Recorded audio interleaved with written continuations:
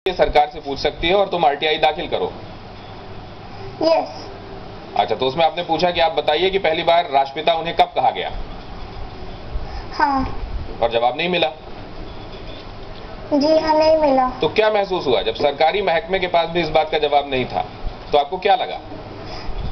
मुझे बहुत बुरा लगा कि उन्हें इतना सैक्रिफाइस किया हम लोगों के लिए, उन्हें इतना स्ट्रगल किया हम लोगों के लिए, अपना सैक्रिफाइस किया, हमारे देश को आजाद किया।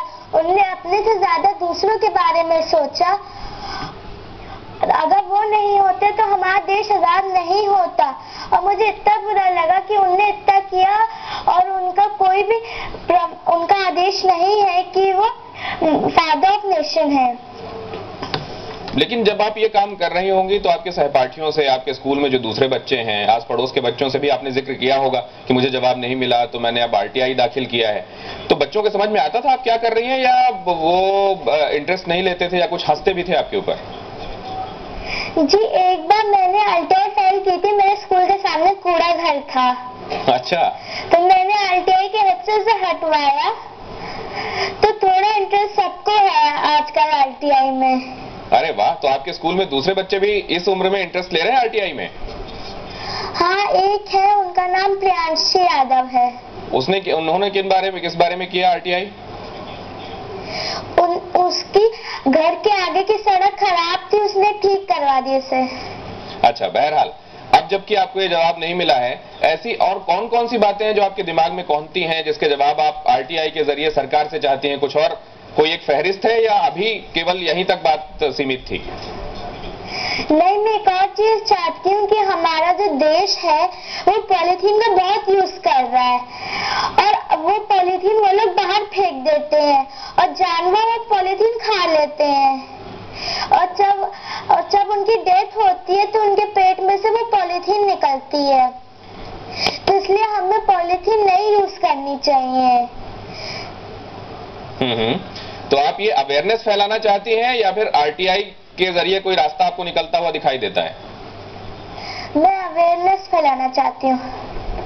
अवेयरनेस फैलाना चाहती हैं, नेक काम है और इसके लिए आपको हमारी शुभेच्छाएं भी। लेकिन आरटीआई के जरिए कोई और बात ऐसी है जो आपके, क्योंकि ये भी बड़ा अनोखा है, हम सब राष्ट्रपिता कहते हैं उनको 2 अक्टूबर को हम उनके सम्मान में उस दिन को मनाते हुए नतमस्तक होते हैं, लेकिन कोई नहीं सोचता कि राष्ट्रपिता पहली बार कब कहा गया होगा। हो सकता है बहुत सारे लोग ये भी ना सोचते हो, जानते हो कि कैसे वो मोहनदास से महात्मा बने, लेकिन आपके दिमाग में ये सारी बातें आई तो क्या महात्मा गांधी से बहुत प्रभावित हैं आप, या कुछ और लोग भी ऐसे हैं जिनके बारे में आप जानना चाहती हैं और सरकार से आप पूछेंगे इस बारे में? जी, मैं उनसे बहुत इंस्पायर्ड हूँ और मैं आगे भी ऐसे काम करना चाहूंगी। जैसे बताइए हमको, और कौन कौन है जिससे इंस्पायर्ड हैं, और क्या जानकारी आप चाहती हैं जो अभी तक आपको नहीं मिली है, जो आप नेट पे ढूंढ चुकी हो? मैं सुभाष चंद्र से भी बहुत इंस्पायर्ड हूँ। तो कहा तो ये भी जाता है कि 1944 में रंगून में उन्हीं ने पहली बार शायद अपने भाषण में जिक्र किया था, राष्ट्रपिता के तौर पर उनका जिक्र हुआ था। ये जानकारी आपको मिली थी आरटीआई में? जी, ये जानकारी मुझे नहीं मिली थी। ये कहते हैं ना कि पहली बार महात्मा शब्द का उनके लिए प्रयोग किया था गुरुदेव रविन्द्रनाथ टैगोर ने, और उसके बाद सुभाष चंद्र बोस ने पहली बार रंगून में भाषण देते हुए कहा था उन्हें राष्ट्रपिता सुभाष चंद्र बोस महात्मा का जिक्र उन्होंने किया था, और राष्ट्रपिता जवाहरलाल नेहरू उनको कहा करते थे। लेकिन पहली बार किसने कहा, शायद ये आपके जहन में कौनता होगा? जी, ये मुझे मालूम नहीं है और ना ही मुझे सरकार ने ये बताया है। तो मतलब आपका सवाल तो जहां का तहां खड़ा हुआ है। अब आप क्या करेंगी, कैसे पता करेंगी?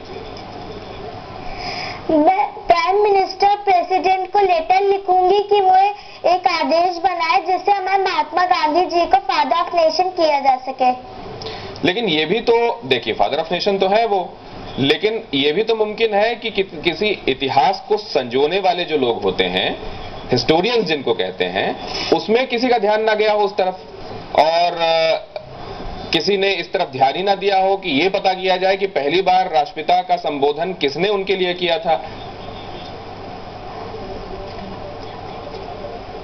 अब हमें ध्यान देना चाहिए। अब हमें ध्यान देना चाहिए। बहुत अच्छा लगा तुमसे बात करके ऐश्वर्या, और इस उम्र में तुम इतनी कंसर्न हो सोसाइटी के लिए, समाज के लिए। वातावरण में प्रदूषण फैल रहा है, पॉलीथीन से जानवर मर रहे हैं, ये सब इस उम्र में सोचना, ये हमको बहुत प्रभावित कर गया हम सबको, और आपको बहुत सारी शुभकामनाएं। और इसमें जहां जिस तरीके की भी मदद हमसे आपको चाहिए होगी, हम एकदम आपके आसपास खड़े होंगे। Thank you. Thanks for coming to the studio. Aishwarya, ऐसी कितनी बच्चियां आपको अपने आसपास मिलती हैं इतना कंसर्न, न सिर्फ उनके बारे में जिनकी बदौलत हमको आजादी हासिल हुई, जिनकी शान में कोई एक दिन मनाते हुए बस एक रस्म की अदायगी हम कर देते हैं, इस बारे में सोचते भी नहीं कि वो महात्मा कब बने, वो राष्ट्रपिता पहली बार उनको किसने कहा होगा। हम में से कितने लोग इस बारे में सोचते हैं? कितने लोग ये सोचते हैं कि पॉलीथीन से हमारे पर्यावरण को कितना बड़ा खतरा है ना? ये भी खबर। एक छोटा सा ब्रेक, लेकिन ब्रेक पर जाने से पहले चीन में कैसे हुआ चमत्कार और किस देश में दिखा अग्नि तांडव, यही बताने वाले हैं हम आपको ब्रेक के उस पार।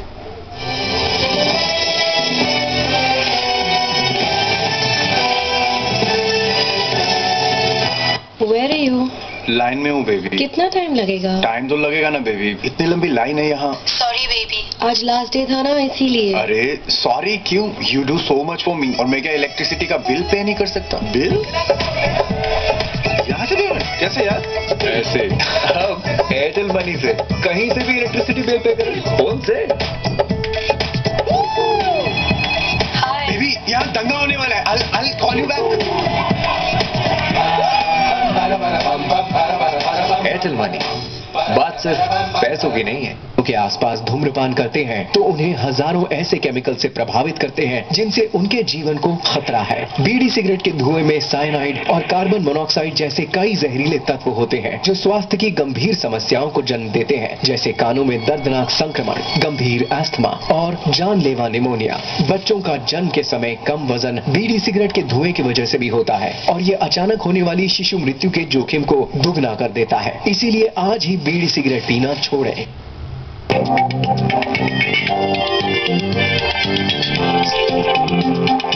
दुनिया का पहला क्यूबेसी अब नए रंगों में complement your lifestyle. Panasonic, ideas for life. Beautiful legs पर सेफ है क्या? Unsafe with V-John hair removal cream, rose petals और एलो के साथ जो त्वचा रखे सेफ। V-John